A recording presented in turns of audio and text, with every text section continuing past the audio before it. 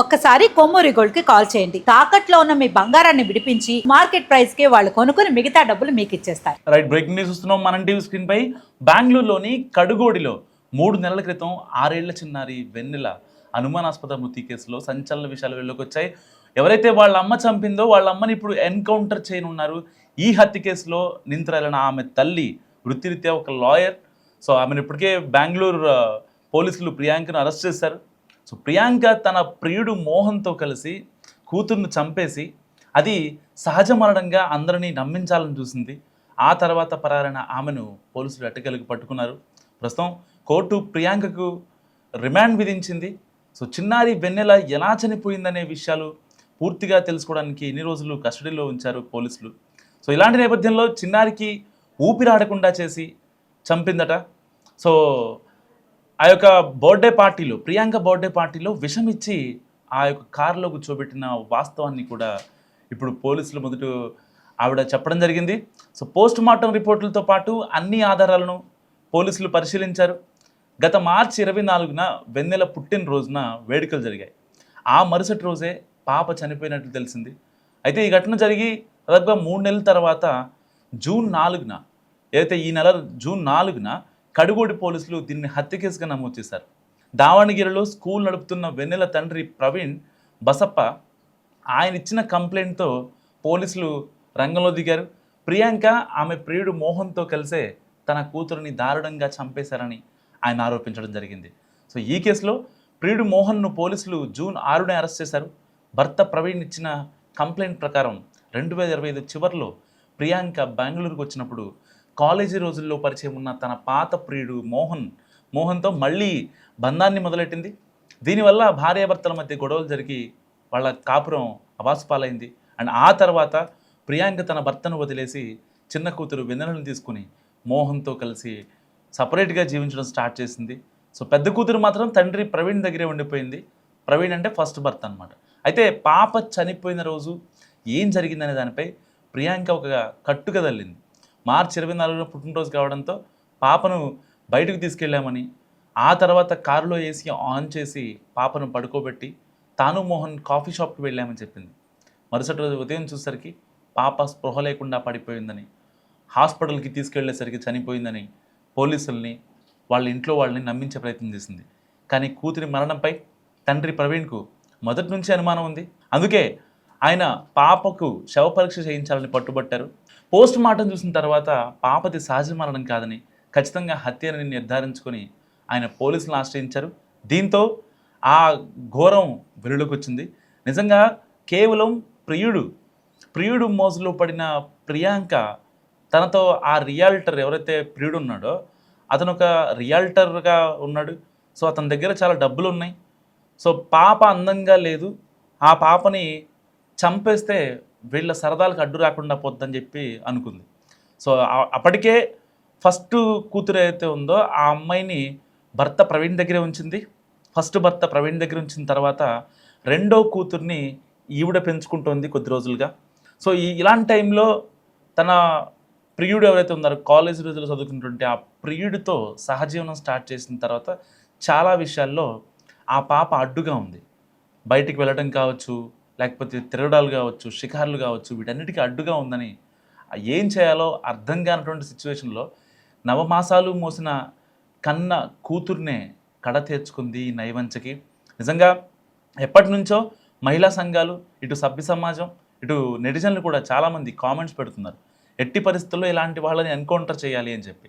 So ఇలాంటి వాళ్ళకి ఒకసారి ఎన్కౌంటర్ చేసి బుద్ధి చెప్తే మరొకసారి ఇలాంటి పనులు ఇంకొక మహిళ రిపీట్ చేయదు. ఎందుకంటే అందరి మహిళలు ఇలా ఉంటారని కాదు, ఎవరైతే అంటే కన్న కూతుర్ని కన్న కొడుకుని కూడా తమ సుఖాల కోసం, అంటే దాదాపుగా ఈ ప్రియాంక అనే నయవంచికి 40 ఏళ్ళు ఉంటాయి. 40 ఏళ్ళు వచ్చినా తన శారీరక సుఖం కోసం చూసుకుందంటే జస్ట్ ఇమాజిన్, అంటే ఎంత దారుణంగా ఆలోచించిందో. మరి నిజంగా కన్న కూతుర్ని చంపిందంటే రేపొద్దున తేడా వస్తే ఆ రెండో భర్త రియాల్టర్ ఎవరైతే ఉన్నారో అతని దగ్గర డబ్బు ఉందని చెప్పి అక్కడికి వెళ్ళింది కదా, అతన్ని కూడా చంపదు అనే నమ్మకం ఎక్కడుంది అసలు? అంటే ఇక్కడ గొర్రె ఎవరు? సెకండ్ భర్తే కదా. నిజంగా ఫస్ట్ భర్త చాలా స్ట్రాటజికల్గా తప్పించుకున్నాడని చెప్పొచ్చు. అంటే నాకు ఇదే కావాలని చెప్తే అన్నిటిని యాక్సెప్ట్ చేసి ఆ అమ్మాయిని పంపించేశాడు. ఆవిడ్ని పంపించేశాక నిజంగా ఫస్ట్ భర్త ప్రవీణ్ చాలా హ్యాపీగా ఉన్నాడు. సో ఆ పెద్ద కూతుర్ని పెంచుకుంటూ తనకి ఏదైతే చిన్న చితక జాబ్ చేసుకుంటున్నాడు ఆయన. సో వాళ్ళ పరిస్థితి అంటే డబ్బులు లేకపోయినా ప్రశాంతత ఉంది. బట్ ఇక్కడ ప్రశాంతత లేదు. ఇప్పుడు ఏ క్షణం ఎన్కౌంటర్ చేస్తారో అని భయంగా ఉంది ఆ నయవంచికి ప్రియాంకకు.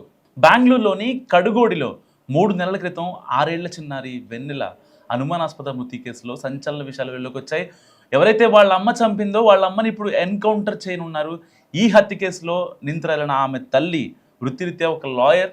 సో ఆమెను ఇప్పటికే బెంగళూరు పోలీసులు ప్రియాంకను అరెస్ట్ చేశారు. సో ప్రియాంక తన ప్రియుడు మోహన్తో కలిసి కూతుర్ను చంపేసి అది సహజ మరణంగా అందరినీ నమ్మించాలని చూసింది. ఆ తర్వాత పరారైన ఆమెను పోలీసులు ఎట్టకేలకు పట్టుకున్నారు. ప్రస్తుతం కోర్టు ప్రియాంకకు రిమాండ్ విధించింది. సో చిన్నారి వెన్నెల ఎలా చనిపోయిందనే విషయాలు పూర్తిగా తెలుసుకోవడానికి ఎన్ని రోజులు కస్టడీలో ఉంచారు పోలీసులు. సో ఇలాంటి నేపథ్యంలో చిన్నారికి ఊపిరాడకుండా చేసి చంపిందట. సో ఆ యొక్క బర్త్డే పార్టీలో ప్రియాంక బర్త్డే పార్టీలో విషం ఇచ్చి ఆ యొక్క కారులో కూర్చోబెట్టిన వాస్తవాన్ని కూడా ఇప్పుడు పోలీసులు మొదట ఆవిడ చెప్పడం జరిగింది. సో పోస్ట్ మార్టం రిపోర్టులతో పాటు అన్ని ఆధారాలను పోలీసులు పరిశీలించారు. గత మార్చి 24న వెన్నెల పుట్టినరోజున వేడుకలు జరిగాయి. ఆ మరుసటి రోజే పాప చనిపోయినట్లు తెలిసింది. అయితే ఈ ఘటన జరిగి దాదాపుగా 3 నెలల తర్వాత జూన్ 4న ఏదైతే ఈ నెల జూన్ 4న కడుగోడి పోలీసులు దీన్ని హత్య కేసుగా నమోదు చేశారు.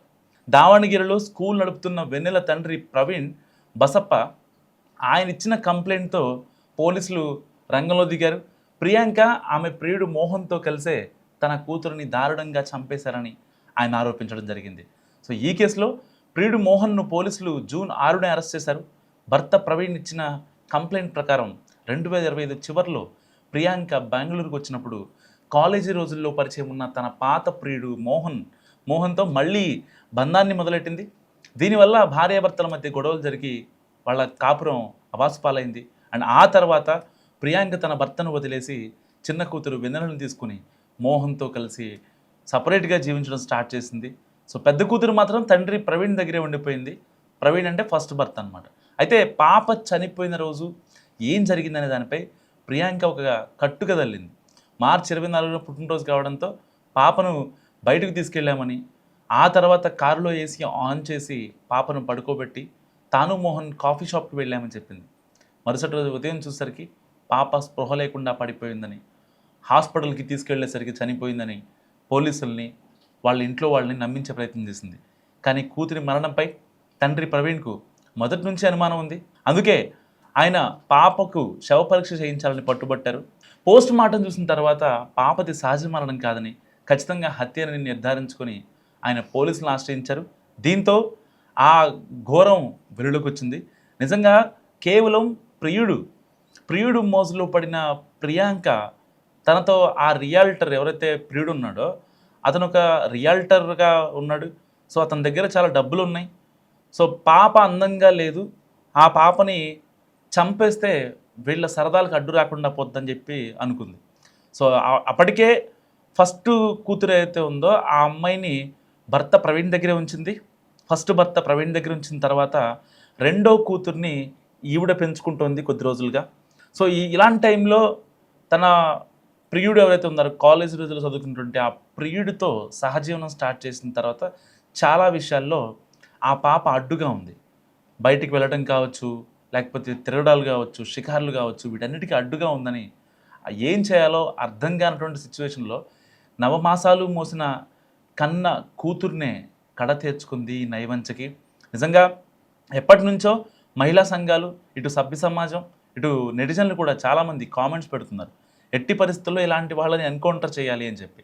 సో ఇలాంటి వాళ్ళకి ఒకసారి ఎన్కౌంటర్ చేసి బుద్ధి చెప్తే మరొకసారి ఇలాంటి పనులు ఇంకొక మహిళ రిపీట్ చేయదు. ఎందుకంటే అందరి మహిళలు ఇలా ఉంటారని కాదు, ఎవరైతే అంటే కన్న కూతుర్ని కన్న కొడుకుని కూడా తమ సుఖాల కోసం, అంటే దాదాపుగా ఈ ప్రియాంక అనే నయవంచికి 40 ఏళ్ళు ఉంటాయి. 40 ఏళ్ళు వచ్చినా తన శారీరక సుఖం కోసం చూసుకుందంటే జస్ట్ ఇమాజిన్, అంటే ఎంత దారుణంగా ఆలోచించిందో. మరి నిజంగా కన్న కూతుర్ని చంపిందంటే రేపొద్దున తేడా వస్తే ఆ రెండో భర్త రియాల్టర్ ఎవరైతే ఉన్నారో అతని దగ్గర డబ్బు ఉందని చెప్పి అక్కడికి వెళ్ళింది కదా, అతన్ని కూడా చంపదు అనే నమ్మకం ఎక్కడుంది అసలు? అంటే ఇక్కడ గొర్రె ఎవరు? సెకండ్ భర్తే కదా. నిజంగా ఫస్ట్ భర్త చాలా స్ట్రాటజికల్గా తప్పించుకున్నాడని చెప్పొచ్చు. అంటే నాకు ఇదే కావాలని చెప్తే అన్నిటిని యాక్సెప్ట్ చేసి ఆ అమ్మాయిని పంపించేశాడు. ఆవిడ్ని పంపించేశాక నిజంగా ఫస్ట్ భర్త ప్రవీణ్ చాలా హ్యాపీగా ఉన్నాడు. సో ఆ పెద్ద కూతుర్ని పెంచుకుంటూ తనకి ఏదైతే చిన్న చితగా జాబ్ చేసుకుంటున్నాడు ఆయన. సో వాళ్ళ పరిస్థితి అంటే డబ్బులు లేకపోయినా ప్రశాంతత ఉంది. బట్ ఇక్కడ ప్రశాంతత లేదు. ఇప్పుడు ఏ క్షణం ఎన్కౌంటర్ చేస్తారో అని భయంగా ఉంది ఆ నయవంచికి ప్రియాంకకు. మరి మీరేమనుకుంటున్నారు? మస్ట్ కామెంట్ చేయండి.